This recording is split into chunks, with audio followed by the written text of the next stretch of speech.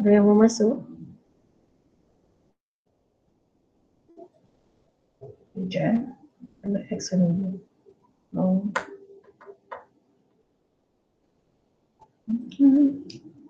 Okay. Right. Nampak tak? Aduh. Boleh nampak tak saya punya PowerPoint? Boleh, Madam. Boleh? Okay, alright. At this time ramai sangat orang nak WhatsApp dengan saya ni. So sekarang kalau ternampak tu faham-faham saja ya. Okay, alright. So basically, I just want to show you regarding immune system ya. So we go very fast because PDF dah ada. Alright. Now most important for everybody is to look at this outline. Okay, setiap course syllabus ada outline ni. So every time when there's a chapter, dia akan ada in-depth information pasal apa yang akan dimasuk, apa yang akan disampaikan, and then what are going to be discussed and going to be in your future exam lah. So these are the keywords. So understand this. Under immune system, we will learn about innate ataupun innate immunity, right? First line defense and what type of cells that are involved in first line defense mechanism, and also we learn about adaptive immunity, which are very more specific, okay, where we can divide into two types. One is humoral immunity and another one is cell-mediated immunity. It looks very simple, but when you go in depth into the lecture notes, there are many, Right, now, very, very important. Okay, maybe some of the lecture did not provide you this. I want you to understand the keywords. If you understand the keywords by looking at these words, right? You go and look into the dictionary. Okay, cari dictionary, and then ataupun dalam Google search, right, cari tajuk ni apa, baca. First thing first, nak mudah, you can go to Wikipedia first. When you read through and you understand, oh, this is what it's all about. You get a very, kata, surface dulu, secara permukaan dulu, right? Once you dapat in-depth sikit, then you go into very deep into what types, what are they, structure, function, and process, yeah? So, what is immunity? And then they divided into two types of immunity, innate dengan acquired. Now, acquired can be two types. Sama maksudnya, acquired or adaptive. And then dalam acquired ni, boleh bagi dua lagi, humoral dengan cell-mediated. Dari situ juga kita akan belajar jenis immunity yang sedia ada, active dengan passive, natural dengan artificial pun ada juga. So these are the things. Because you learn about immunity, you learn about vaccine. Betul tak? So when you see about vaccine, you can see is it secara dari segi kategori aktif ke, dari segi pasif ke, ataupun artificial ataupun natural, ya.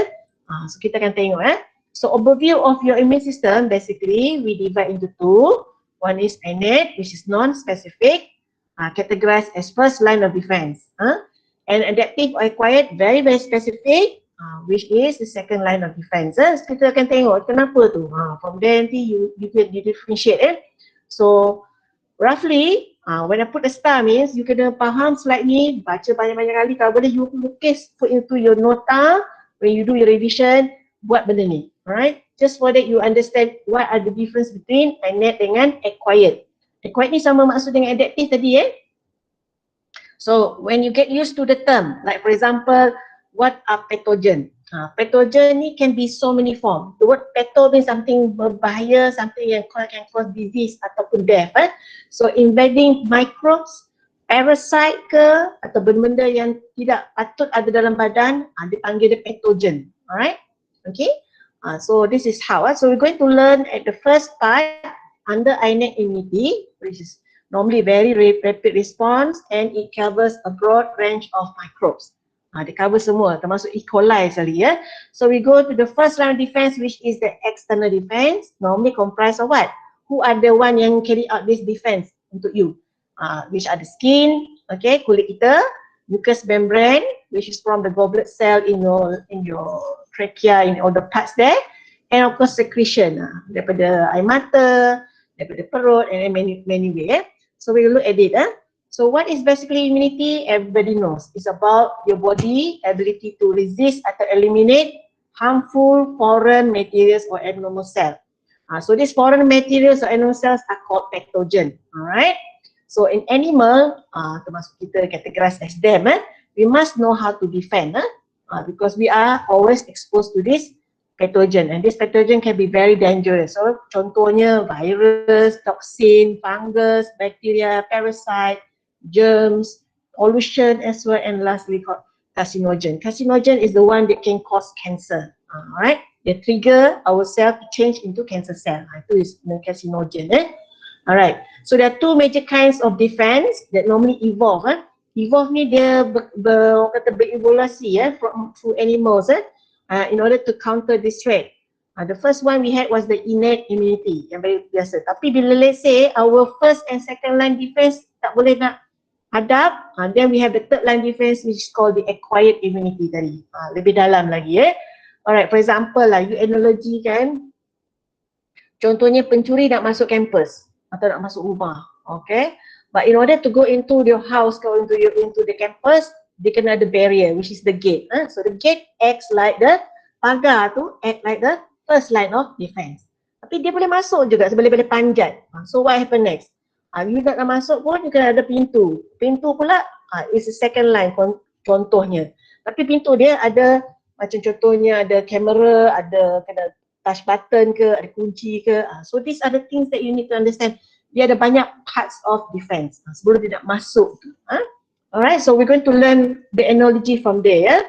Alright, so innate immunity versus adaptive acquired immunity ada beza. Macam ni nak tahu beza antara this immunity? Kalau innate, which is the first line defense, it does not require any time lag. Dia tak perlukan masa macam nak ambil masa baru nak start attack. Tak ada. Dia bila dah kena je terus dia dah bunuh ataupun dia dah cuba tepis-tepiskan. Alright. And it is not antigen specific, bukan pathogen specific. Bukan dia kena kenal dulu, oh ini jahat, baru bunuh. Tak ada. Dia kalau tengok benda foreign je masuk, dia bunuh terus. Dia tak kena siapa-siapa. Alright. And it does not have any memory. Dia tak perlu nak kena ingat, oh safe exposure dia ni baru nak bunuh. Oh ini virus COVID, sepatutnya kena bunuh. Tak ada. Alright. So these are called innate immunity. As for adaptive, lain. Adaptive, bila dia dah masuk ke dalam, that means dah first line defense dia dah dapat tepis, dia dapat overcome the first line defense, dia dah masuk second line.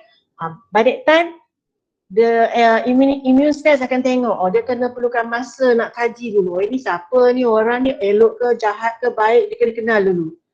Then dia kata ni bukan department saya ni, you kena pergi tempat ni. Dia sebab tu antigen specific and then it has to create a memory. Your body has to create memory. Your cell, immune cell tu kena create memory. Oh ini sebenarnya virus yang ni. So kalau ada virus ni masuk je, dia terus akan rangsangkan sel immune untuk terus cari dan bunuh. Itu acquired ataupun adaptive immunity. Alright. So your first line of defense is normally external. There are so many types. Macam contohnya budak yang tengah isap tangan tu. Sebenarnya air liur kita ni ada lysozyme. Which also act as the first line of defense. Dia ada this antibacterial, which can actually react upon the foreign material. Same with our sweat. Sweat kita ada what they call peptide, which can actually also take action. And then of course our skin, which is the first barrier. Don't forget your stomach acid tadi, which is pH1, also can kill off. Sebab tu kalau orang siapa-siapa yang terkahak, keluar kahak kan, tiba-tiba tak boleh nak buang kahak ke air liur, dia telan je. No problem. Kenapa? Sebab bila you telan aja, kahak-kahak tu yang ada bakteria tu dia masuk terus dia dimatikan sebab because of your gastric acid tadi. Dia boleh bunuh then of course ini kartun je pipe air mata tu. Air mata pun boleh act as your first line of defense. Alright. Of course the lady here sneezing, you can imagine how far it can go, right? Sebab tu kenapa kita ada norma baru 1 meter apart. Because we don't want people to sneeze in front of you, especially kalau you tak pakai mask yang betul, right? Because we do not know, because the virus now has already goes into your body, we do not know whether that transfer can actually activate your or can disturb your immune system.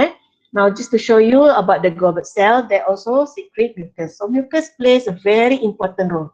You dah ingat belajar balik tentang digestive system kan? You ingat balik tak yang I cakap ada bakteria vector tu, pylori vector tu yang boleh makan mucus kat stomach yang menyebabkan stomach tu dapat lesion. So that's why mucus tu memainkan peranan sebab dia nak bagi pelincir. So everything is plays a role. Okay. So what happens when the external defense fail? So gambar ni, slide ni saya akan timbul banyak kali ya, sebab kita nak tengok prosedur what happens to immune system when it fails. First line, dia pergi second line pergi third line. Okay, so when your skin, mucus, membrane, secretion dah buat kerja tapi tak load juga, bakteri tu boleh masuk ke, pathogen boleh masuk juga. So dia akan pergi yang internal defense of your innate immunity. Masih ada internal. Okay, siapa sebenarnya buat kerja ni? Those are the phagocytic cell and antimicrobial protein yang buat kerja inflammation process dengan NK cell which is called natural killer cell and of course complement protein. Familiarize with this term, this perkataan ni ya. So nanti dalam lecture note saya ada dalam tu. Nak kata masuk exam tu, you tengok bring home assignment, tengok past question. Kadang-kadang ada soalan-soalan tu memang ada timbul dalam peperiksaan. Alright, but I just want you to familiarize with the terminology dulu. Okay, so we go to the internal defense. Why is that? Where can you get your internal the immune system is from the second line which is the white blood cell. Sebab tu kita belajar balik circulatory system kan. You familiarize with the existence of white blood cell. White blood cell ni penting dia sebenarnya memang ada involved in defense system, right? So if the invaders can be pathogen ataupun microbes or antigen get into the body, so your white blood cell begins to attack. Dia pantang tengok benda baru, macam contoh jenis tengok yang putih ni, yang hijau ni adalah microbes. So dia akan cuba gunakan dia punya dia punya phagocytic punya condition untuk cuba telan, attack dan telan ya. So white blood cell normally circulate throughout the body, your blood. Then it will enter the body tissue necessary if there is invaders. Okay, right. So what are the structure and function of your white blood cell? Okay, ingat balik what structure and function So kita ada 5 jenis. 5 types of white blood cell. Normally categorized first, classify into 2. Satunya agranulocyte dan satu lagi granulocyte. Agranulocyte means dia tak ada granule dekat dia punya permukaan sel tersebut. Nampak tak? Ada 2 ni. Monocyte dengan lymphocyte Saya pakai laser pointer jadi senang you tengok ya. Right. Tengok ni. Agranulocyte means tak ada granule. So you can see monocyte tak ada granule bintik-bintik kan. Lymphocyte pun tak ada bintik-bintik. Granulocyte pula ada 3. Eosinophil, basophil, neutrophil. So dia ada bintik-bintik. Bintik-bintik ni penting tau, ada fungsi dia Kenapa? Sebab usually dia ada carry enzyme. And this enzyme deals a lot of activity Alright, so kita tengok the next one. So what looking at the macrophages, apa penting yang monocyte ni? Sebab dia boleh migrate into the tissues and then dia akan jadi macrophage. So macrophage ni untuk tisu-tisu tertentu. Okay, contohnya untuk liver, untuk brain, untuk intestine pun ada. So dia ada masing-masing dia, ikut tempat dia. So nama dia pun berlainan. Okay, and then for the eosinophil, kenapa ni tak ada tu sekejap dia sebenarnya ada arrow ni. Saya pun tak tahu kenapa dia tak tunjuk arrow ni. Alright, okay. Baru keluar. Okay, so lymphocyte ni memainkan peranan yang akan kita belajar bila dah masuk the third line of defense which is adaptive atau acquired immunity Ada 3, B lymphocyte, T lymphocyte ataupun natural killer cell. So you boleh baca very detail. B lymphocyte untuk apa? Dia akan sebenarnya untuk buat antibody. Sangat penting. Alright. And then dia involve dalam humoral immunity. T lymphocyte, dia biasanya untuk recognize cancer cell atau yang human cell yang affected, lepas tu attack and then quickly kill. Dia tak tunggu-tunggu lagi dah. Dia terus bunuh. And then dia bukan duduk diam-diam. Once dia bunuh, dia akan detect, cari sampai dapat untuk sel yang tersebut. Sebab dia dah recognize, dia dah ada memory tu And normally function is cell mediated immunity. So there's one thing good about your T lymphocyte. However, let me tell you, beware because baru-baru ni kalau your system, kalau belajar pasal lymphatic system kan, kalau lah cancer cell tu you expose to radiation ke atau apa-apa menyebabkan your lymphatic system terabai atau terkena something, then your T lymphocyte become cancerous. Bila benda tu berlaku, pernah dengar tak sejenis penyakit kanser called lymphoma? That one, because dia dah bengkak dekat bahagian node, and then all those cells, immune cells jadi cancerous. Patutnya jadi hero, dah jadi penjahat. Tu boleh jadi payah tu sebab dia dah tak kenal siapa-siapa, dibunuh aja depan mata siapa yang penting tu boleh jadi ya. Sebab tu semua kena jaga. Now natural killer cells are not either B atau T They just do what they do is to kill the invaders such as virus. So dia ada macam peranan as pembantu. Alright, now next one, we look at the basophil tadi. Okay, basophil normally found only in the bloodstream and then kadang-kadang dia disamakan dengan satu jenis sel panggil mast cell. Mast cell ni selalunya dapat dalam connective tissues, seperti dalam mucus atau skin Apa peranan dua-dua ni, basophil dengan mast cell ni? Mereka buat what they call a short term inflammatory response. How do they do it? They release histamine, sejenis chemical, dia namakan histamine untuk bagi allergy reaction. Now, kenapa saya ceritakan sini? Pernah dengar tak kalau orang pernah kena tiba-tiba dia jatuh sakit, lepas tu dibiarkan macam contoh orang yang sakit diabetes kan, kadang-kadang potong kaki, sebelum dia potong kaki dia ada bernanah. Pernah dengar kan kes nanah? Pernah tahu kan nanah? Nanah ni adalah nanah ni sebenarnya is a type of inflammation. Kalau you geli bab nanah ni, sebenarnya body dia dah bagi tahu nanah ada sesuatu yang baik. Pernah dengar? Alright? Tak dengar? Sabang macam jerawat ke madam? Macam jerawat tu lain sikit. Jerawat tu is a part of how dia nak bagi tahu ada bakteria dalam jerawat tu, dia nak buang. Yes, boleh jadi. Kalau let's say dia tunjuk beberapa simptom. Contoh dia demam, kemeriahan, itu boleh jadi dah satu jenis inflammation lah. Kalau inflammation tu macam mana? Macam mana dia? Tadi? Tak ada apa-apa. Tak ada apa-apa? Okey, tak apa. Tapi you boleh dengar kan pasal nanah ni So nanah is something positive, bukannya something negative. Kecuali kalau let's say you tak bagi cara ubat yang betul, kalau dia nanah berterusan, itu jadi benda yang tak elok. Kalau dia nanah ikut masa tertentu, in a very short period, means it's something good because dia nak get rid of the bacteria from your body. Any pathogen. Itu maksudnya Alright. Okay.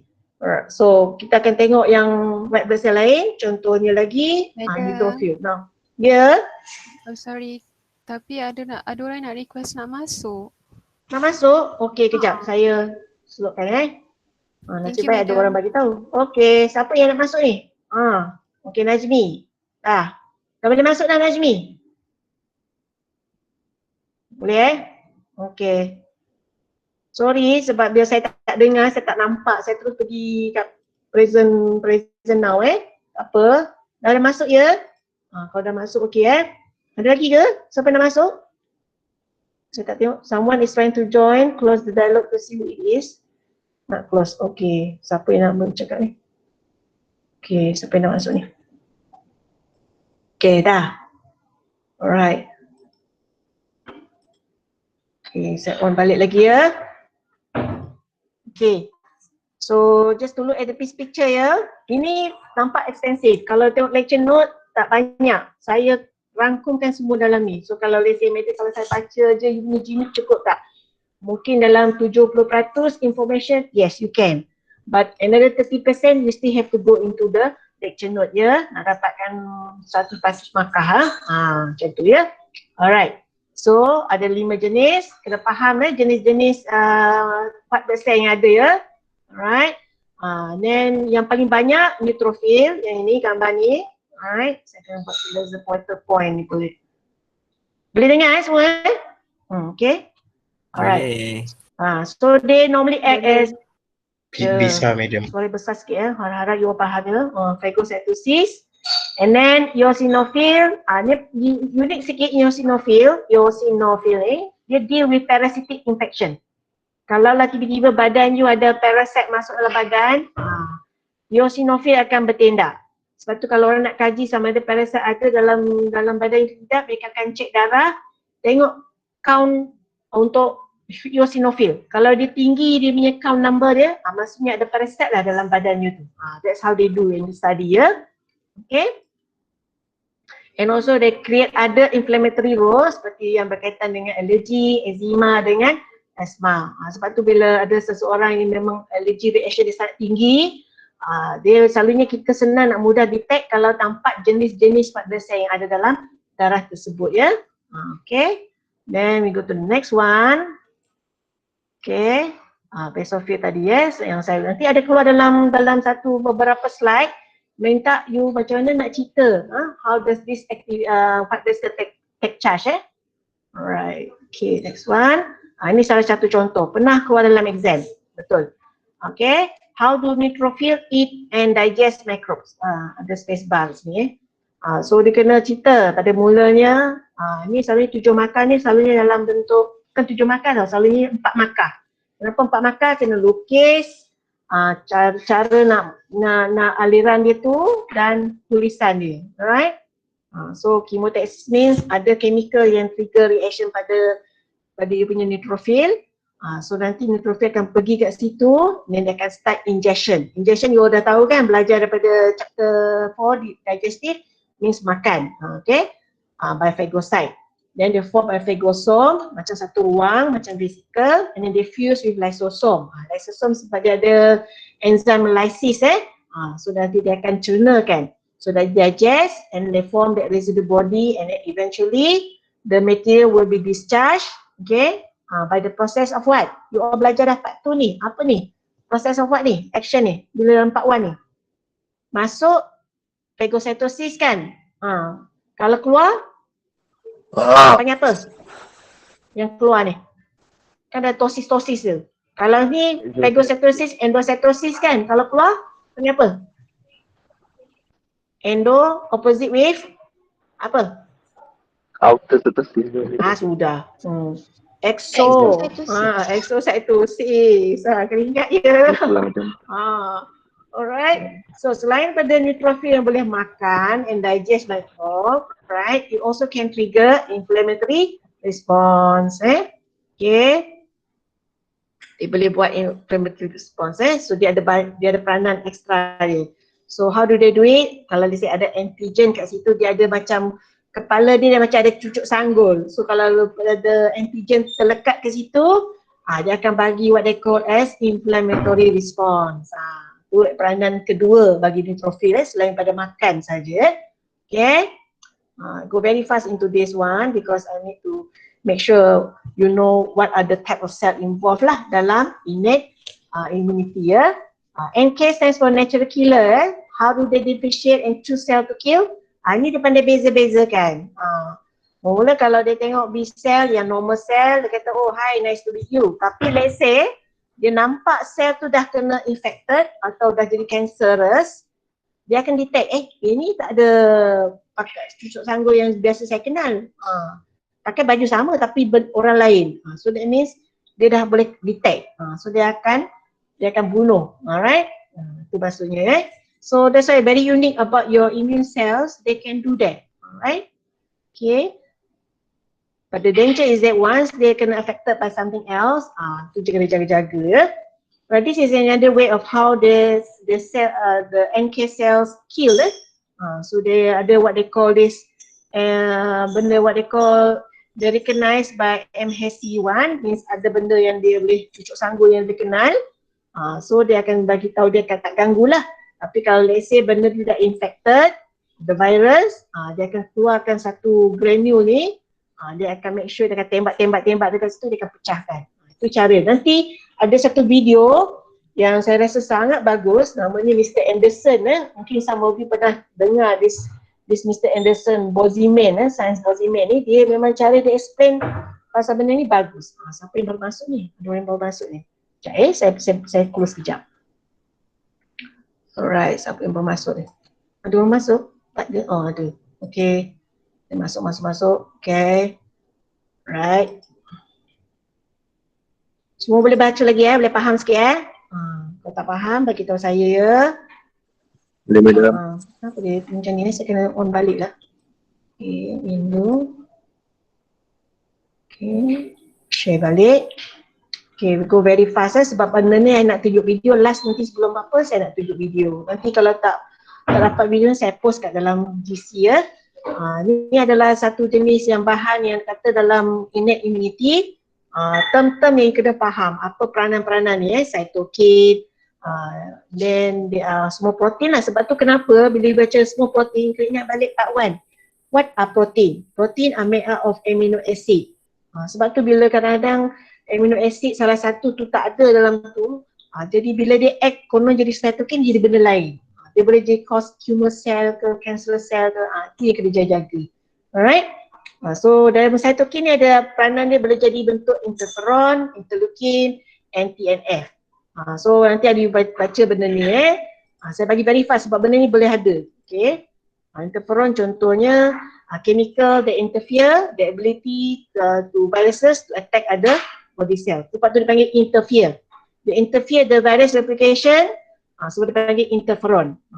Kalau kita tak ada interferon ni, kebanyakan kita akan memang kita tak akan dapat orang kata tangkis this virus yang infection tersebut contohnya ni, how do the interferon warn the neighboring cell?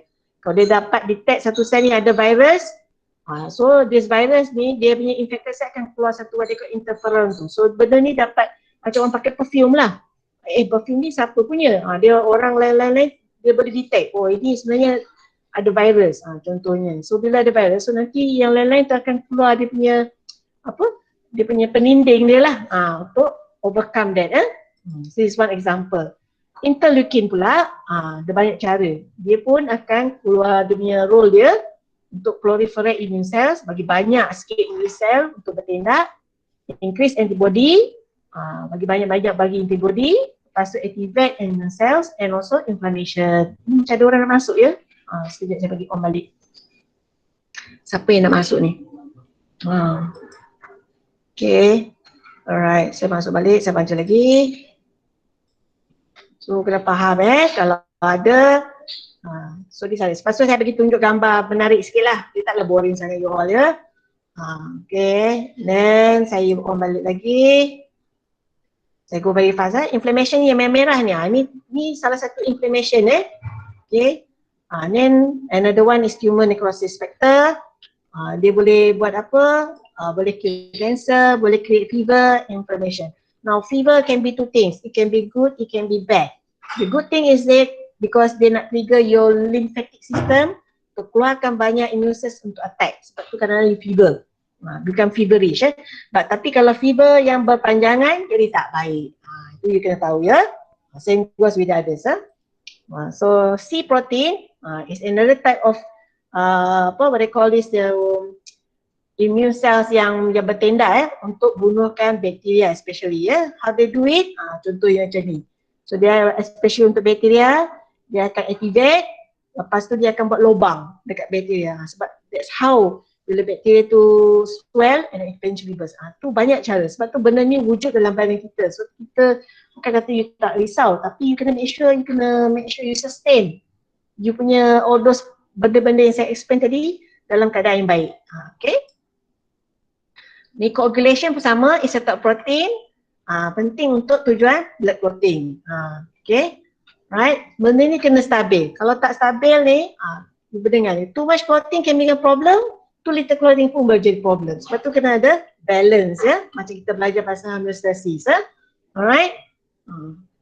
Okay. So sign of inflammation, apa maksudnya? So kalau you nampak, sorry ni sensitif sikit nampak macam dia tu, tapi sebenarnya kaki, bila dia kena gigit insect, dia jadi clear dia akan tunjukkan sign of inflammation. Contohnya yang pertama, dia akan buat what they call as vascular change. So dia jadi vasodilate. Vasodilate ni kat situ, punya blood vessel tiba-tiba dia besar. Okay? Dia besar, bagi ruang merah sikit, sebab tu dia bagi keluar warna merah. Dia bagi heat, redness, and then eventually you become fever.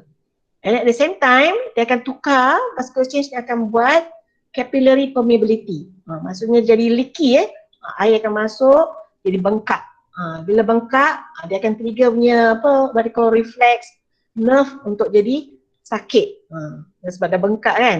So at the same time, kedua-dua keadaan menyebabkan keadaan tempat tu jadi loss of function. So that is one they call as sign of inflammation. Okay. But inflammation yang bagus, yang baik, yang positif selalunya benda yang sekejap sahaja. Dia tak boleh lama-lama. Kalau lama-lama dah jadi penyakit lain. Itu kena ingat ya. Alright. So second line of defense, kena ingat ya. The inflammatory response be carried out by vasodilation. Contohnya kalau ada injured body cells, biasanya akan attract basophil. Buat the cell tadi, okay, dia akan, yang sedia ada dekat tisu tu, dia akan release chemical. Nama dia histamine. This histamine akan mulakan what they call as inflammatory response. Bila dia inflammatory response maksudnya apa? Dia akan dilatekan capillary, bukakan blood vessel tadi tu, bagi bengkak. Lepas dia akan bagi release pyrogen, pergi kat hypothalamus, kat brain you tadi, and then increase the temperature. Itu menyebabkan demam, right? Then after that, it also activate your pain receptor. Ke situ lah you mula sakit-sakit. Okay. And then lastly, bila benda semua dah ada, your white blood cell lain akan datang. Macam orang shark dia bau darah aja dia pergi kat situ. Dia bunuhlah segala-gala yang ada kat situ. Okay. Kadang-kadang ada orang yang alergi ni, pernah dengar kan? Yang siapa-siapa yang tengah flu sebab bakteria atau influenza dah masuk kan. So dia akan keluarkan histamin. So sebab tu doktor kadang-kadang bagi ubat antihistamin nak kurangkan allergic reaction. Okay. Ni contoh lagi satu sama je. Tapi dia bagi extra ya. Sebab kadang-kadang bila berlakunya you tercucuk pin, what happen? So dia akan keluarkan satu what they call as inflammatory response ya. Then eventually your blood clotting will help. Then form the blood clot. Dari situlah dia akan bunuh mana-mana bakteria yang dah masuk dalam badan tu. Dia make sure semua kena undergo phagocytosis. Okay, yang ni kenapa saya taruh star ni? Sebab slide ni pernah keluar dalam exam. So baca ya. Right. So role of inflammation sangat penting sebab kenapa? Dia boleh initiate phagocytosis to kill pathogen. Dia limit the spread of infection. And then kalau let's say banyak sangat bakteria dalam badan atau banyak sangat pathogen dalam tu, tak boleh tak dikawal, barulah dia akan trigger the next adaptive immune response. Okay, apart from that, inflammation also can initiate tissue repair. Sebab tu saya nak bagi you all open your mindset supaya bila orang dengar pasal inflammation tu adalah sesuatu perkara yang baik bila dia follow dia punya SOP lah. Jangan pula yang berpanjangan, itu dia tak elok ya. Sebab tu saya nak cerita ada good and bad about inflammation ya. So kalau inilah contoh-contohnya. Alright, it can become progressive healing, it can become progressive destruction. So sebab tu berjaga-jaga. Kalau inflammation, kalau doktor kata oh you dapat inflammation, tekak you ada sakit-sakit, sebab you mungkin ada irritation. Tapi dia sepatutnya sekejap sahaja. Katalah dia berpanjangan, then it become progressive destruction. Then you ada penyakit lain pula. Terus kena jaga-jaga ya. Right? So acute short term good. Kalau chronic long term bad. Kau faham ya konsep ya? So let's say kalau this is why I like to explain to you. Once you understand the first and second line of defense, then you know already. These are non-specific. Kenapa? Apa microbes ke pathogen masuk mereka bunuh je. Mereka tak kenal lagi. So those are called non-specific defense system, also known as innate immunity. Okay? Next one. So let's say dah semua dah ambil, dah tepi sampai white blood cell pun buat kerja tapi tak load juga, then terpaksalah digunakan hikmat acquired immunity. This is what happen when the viruses macam COVID-19 ni lah. You punya immune cells dah cuba dah sedang apa, tapi tak boleh juga. That is where your immune cells kat dalam tu kena buat kerja. Kena tahu apa yang ada berlaku tu. Okay? Alright, so that's why penting nak tengok ni So third line, apa cara dia is to produce antibody. So always remember, kalau bab immune system ni, okay, especially kalau untuk bakteria punya infection, ubatnya adalah antibiotics. Beza ya. Kalau untuk virus, okay, kita ada antibodies. Antibody ni for the body ya. Normally kalau dia dah pass yang higher level ya. Okay. So mekanisme dia senang je antibodies. Apa dia buat? Dia akan ada protein yang dan latch tu. Latch tu means dia akan hinggap Lepas tu dia akan damage kan, clump kan, lepas tu slow the foreign particle. Dia tak nak foreign particle tu bergerak. So each antibody nanti akan bind to that one specific binding site. Dia panggil antigen. Okay, kena faham ni lah antigen ni, bentuk macam Y shape ni. Okay, so acquired immunity, lymphocyte yang tadi saya mention, B and T tadi provide specific defense. So dia memang very specific. Okay, alright. So ini just extra explanation sebab nak bagi tahu ada dua keadaan, panggil humoral dengan cell mediated. Kenapa saya bagi tahu benda ni? Sebab kadang-kadang kita nak tahu apa ciri-ciri utama yang menyebabkan perlunya ada immunity tersebut yang boleh induce that third line tu, yang paling hujung sekali tu. So means that kemungkinan sel tu terlalu foreign sangat sampai yang first line dan second line tu tak boleh nak bezakan. Kan memang tugas mereka tak boleh nak bezakan. So that's why your last line defense tu kena tahu. And then size dia. Okay.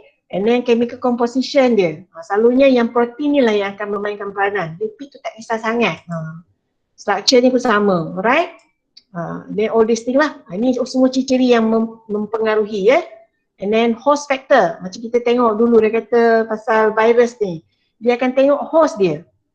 Primary dengan secondary host. Kan ingat tak COVID-19 asalnya dia kata host ni adalah daripada haiwan-haiwan yang spesies yang kata exotic species pada mulanya yang berlaku dekat Wuhan, China tu.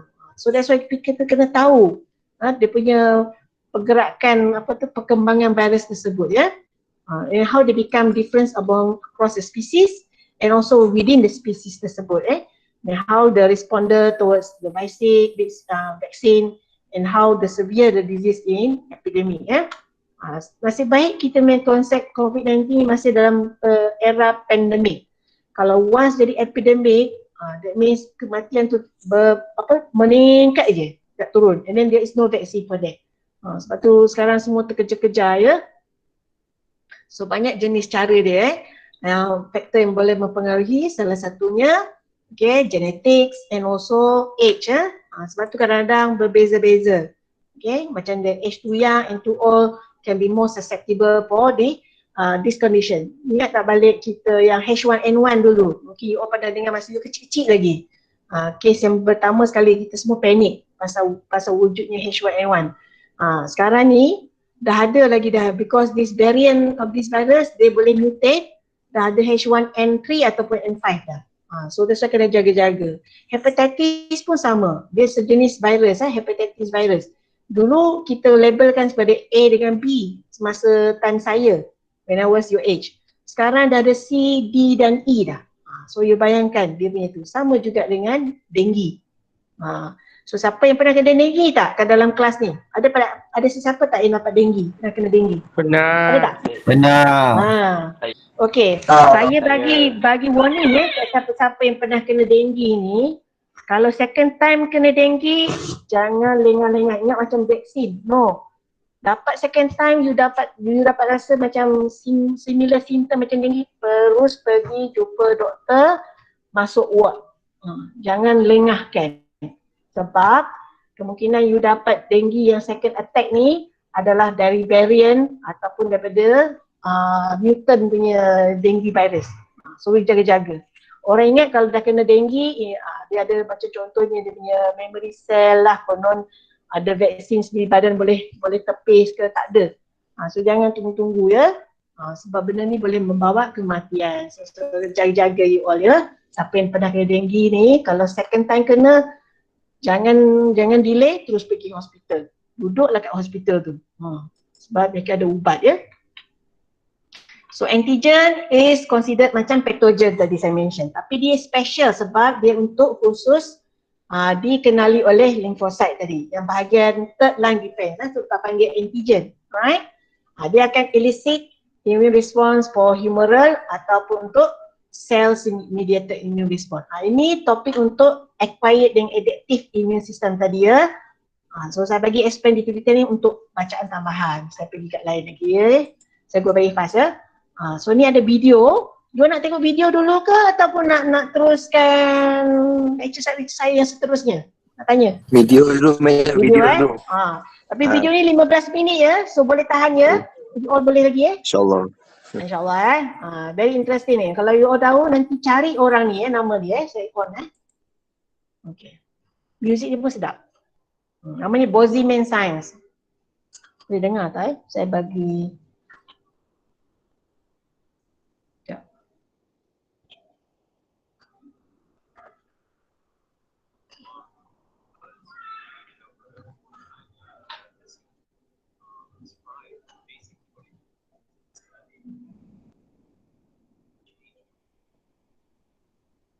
Suara dia slow, madam. Apa dia slow? Suara slow. Tak apa, Audio nanti dia. kalau rasa macam tak boleh catch up video ni, nanti saya akan bagi video ni balik dalam Google Classroom ya. Sebab saya faham kadang-kadang you nak capture ni. Sebab ni kalau video ni ada internet kuat sikit.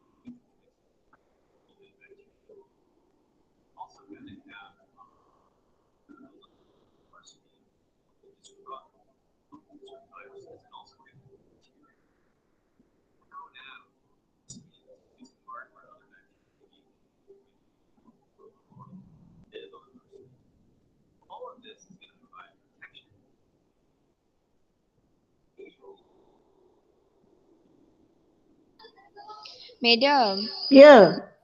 Dapat dengar tak? dengar suara dia.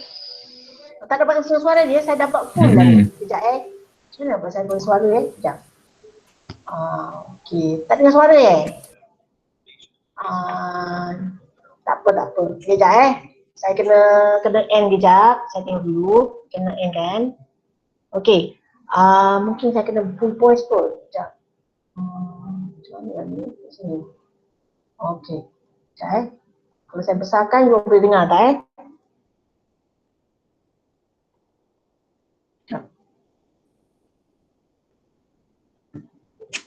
boleh dengar tak? Kuat tak? Boleh, sikit-sikit. Sikit, tak apa. Kalau tak dengar nanti saya bagi video betul-betul. Boleh? Okay? Okay, madam. Kalau tak saya yang bercakap lah, saya kena ratekan untuk orang ni lah. So, ni inflammation yang saya terangkan tadi.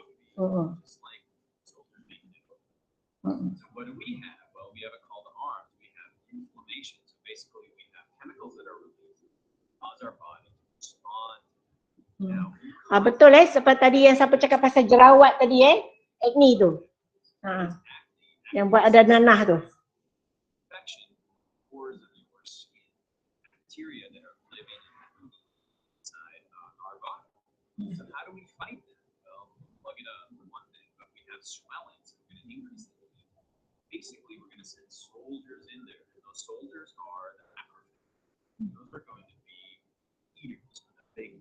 what they're going to do is they're going to find anything that's not part of our body.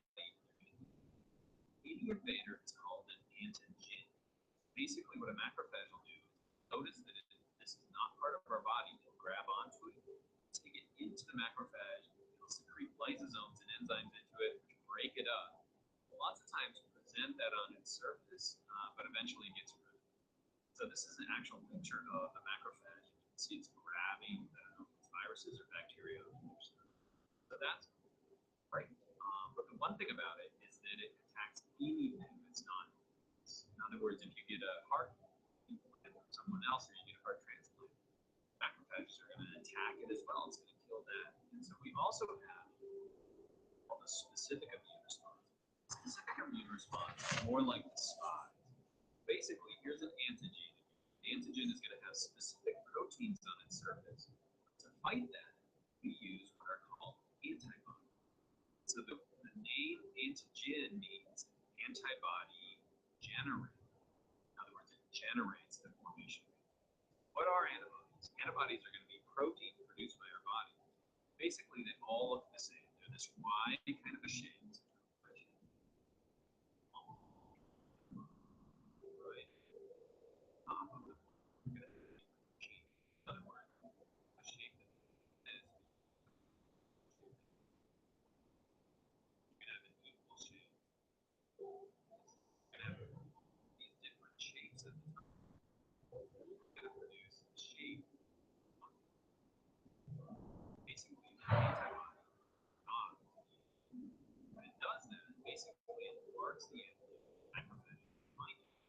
Also makes it harder for them to do their job. Imagine if I had another antibody here. It's hard for them to do their job. When you gain immunity, specific immune response, that means you have the ability to resist these antibodies. That's why when you have a cold, you're not going to get that same problem. So basically, how do we do this, or how does this work? Ini penting baca ni di lymphocyte ni. Basically, there are two types of lymphocytes. B lymphocytes, and then there are T lymphocytes, which will get to in just a second. Okay, so B lymphocytes are made bone marrow. They're responsible for a humoral response. Now, this term I'm going to show you a couple more times. Humoral means fluid or the humors of your body. So that means in the blood, lymph material, the lymph vessels, and the interstitial fluid. So humoral response, what I want you to think about, would be anytime there are viruses free in the fluids of our body. The B lymphocytes do is they produce antibodies. How does that work? Basically, you have a naive B cell. It's going to sense the shape of the antigen. I'll tell you how that works in just a second. Basically, what it's going to do is it's going to produce antibodies. So what B lymphocytes do is they produce all of these antibodies that are specific to the antigen. In other words, if we're infected by this virus, we call this virus A1, we're going to produce antibodies for that specific. We're also going to produce memory B cells so that we have that immunity. And the B lymphocytes, they attack the viruses out inside our body. And what are the T lymphocytes? T lymphocytes are responsible for cell-mediated response. What does that mean? They're going to target and kill the cells inside our body that are harmful. But what are the T lymphocytes? Where are they made? In indiscriminate, which means it's basically what they do is they create killer T cells, killer T lymphocytes. So a killer T cell is an activated T cell. Basically what it do is find any of the cells inside our body that are infected with the virus, not next to them. So it's going to kill any of the cells inside our body that are infected by the virus, or even cancerous cells. So the thymus produces cell death inside us. T lymphocytes that are responsible for the cell-mediated, clean cells inside our cells that are infected. B lymphocytes are going to be in the humors. So if I were to summarize this a little bit, this would be the humoral response up here. So what type of cells are responsible for that? It's going to be the B cells. Here's the cell-mediated down here. That's going to be the killer T cells. So before we get to that, let's look over here on the left side. So basically what's happened, we've got an antigen. eaten by a macrophage. That macrophage is going to chop up that antigen. It's going to present pieces of it on its surface. So we use a chemical called MHC2, it's major histocompatibility complex 2. It's going to present the shape of that antigen on its surface. And now we get to this cell, which is super important for me, T helper cell. T helper cell is going to do is it's going to dock, and it's going to physically sense the shape of that antigen. It uses another protein called CD4. It's going to sense the shape of that antigen. Helper T cell is responsible for initiating both the humoral and the cell-mediated response. Let's see what helper T cell is going to do. Helper T cell is going to tell that shape to the B cells so it can produce more antibodies. It's going to activate macrophages so it can kill more of them inside tumors of our body, responsible for the humoral response. And the helper T cell is also going to activate the killer T cells so they can kill the the cells that are infected. So if it isn't for these guys, if it isn't for the helper T cells, we're out of luck. Now, sadly, helper T cells are the cells that are infected by HIV. So you can see why it's a really bad thing, because without the helper T cells, we can't infect normal. Have HIV, you don't die of that, you're dying of normal infection. So let me kind of do this in cartoon style, if we were to animate it again. What we've got here is our antigen, remember that's our invader. So basically what's going to happen is it is going to be eaten by a macrophage. So the macrophage will take it in. They'll secrete enzymes into it, which are going to digest that antigen, get rid of it, but it's also going to grab onto a little bit of that. It's going to grab onto this major MHC, it's going to take its shape out to its surface, and now we have helper T cell. What's helper T cell going to do? Helper T cell is going to dock with that macrophage. It's going to sense the shape of that antigen. It's now going to become an activated helper T cell. Thinking back to that flowchart just a second ago, where does it go next? Well, you can activate macrophages, but more importantly, it's going to activate B cells. Now we've got an activated B cell. It's going to activate killer T cells. Now, through clonal selections, basically they're going to make clones of themselves. They're going to have a whole bunch of activated B cells. They're going to have a whole bunch of activated T cells. Now, thinking about it, this on the top is going to be the humoral response up here. And this down here is going to be the cell-mediated response.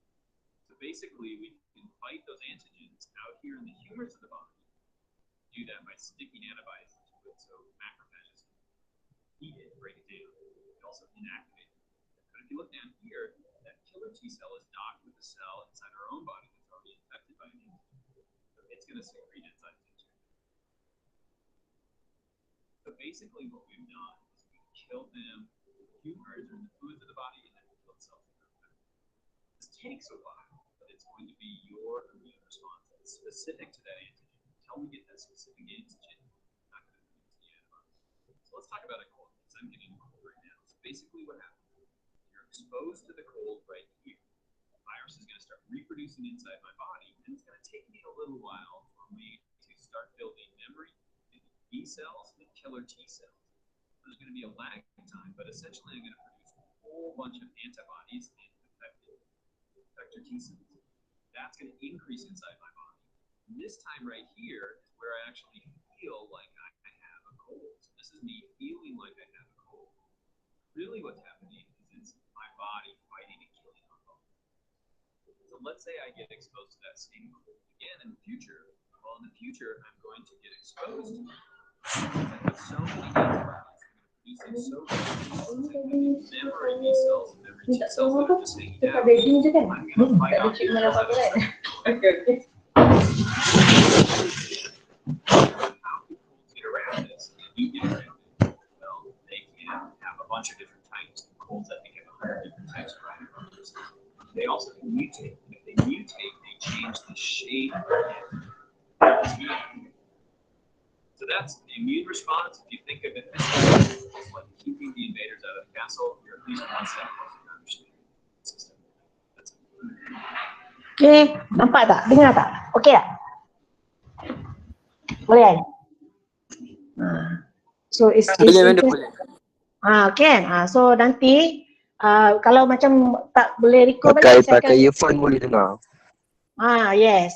Kalau tak dengar dengan pakai earphone, nanti saya bagi video tu, jangan risau. Alright?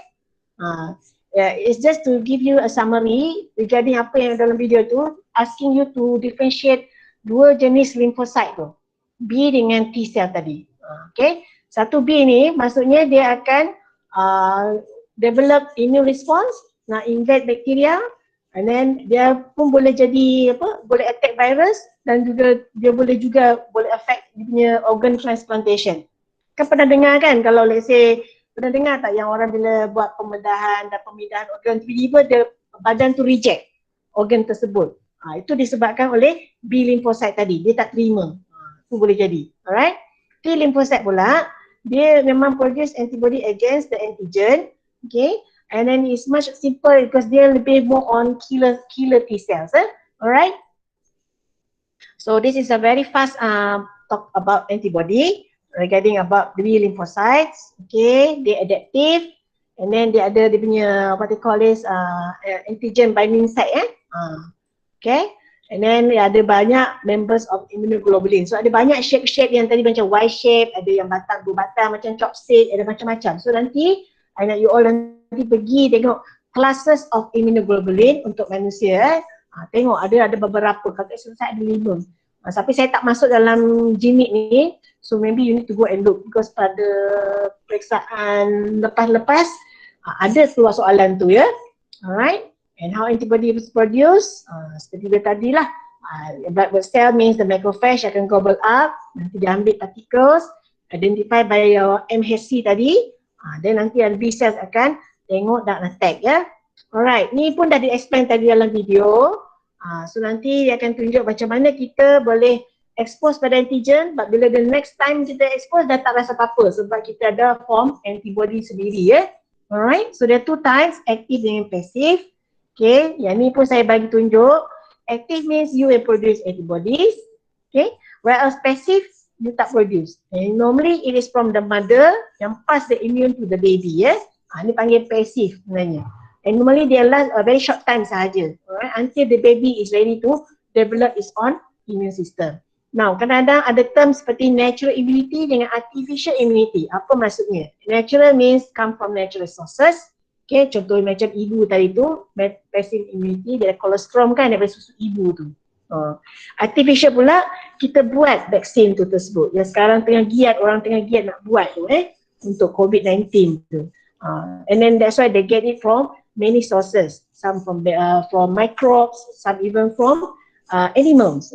Tu yang So vaksin ni kalau ikutkan, ni cara dia lah. So it depends on the antigen.